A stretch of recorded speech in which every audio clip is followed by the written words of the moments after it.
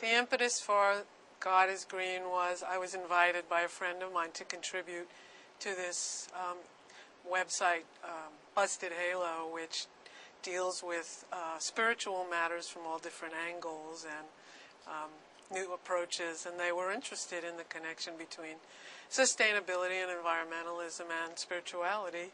And I was seeing it cropping up everywhere, and of course the passion that people feel about environmental movement as or social justice component is like spirituality. It's very fervent, almost like religion.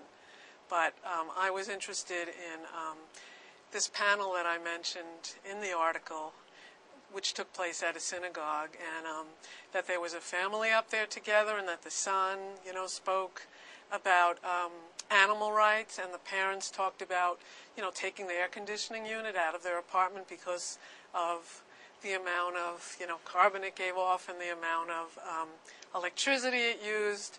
Although, of course, I've since read that, air conditioning actually isn't that bad on the environment. You read so many different things that contradict each other in so many ways. But here was this whole family, and they were involved in the synagogue's environmental committee. And, I was just thinking it was interesting. And then I live in this neighborhood that BMCC is in, Tribeca, and they have an organization called the Tribeca Spiritual Center, which is a multi-dimensional, multi-faith organization, and they're sponsoring a green fair, a downtown green fair next weekend.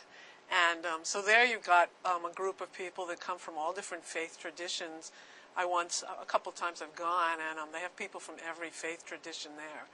And it's a very nice place, but clearly, this is meaningful to them, that the connection between your faith and your belief is also connected to wanting to help make society better and to dealing with the various environmental and social problems that we're seeing.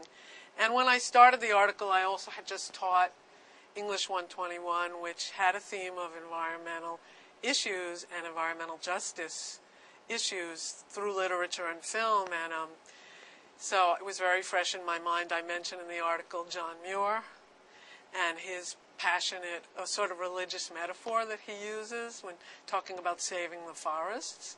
And then also Aldo Leopold and his land ethic. And, so I was also interested in rhetoric. As I always am, being an English professor, I'm always interested in the language we use to describe environmental visions that we have and sustainability. And so, whether or not people are religious or not, the fervor with which they feel about the needed change is kind of evangelical.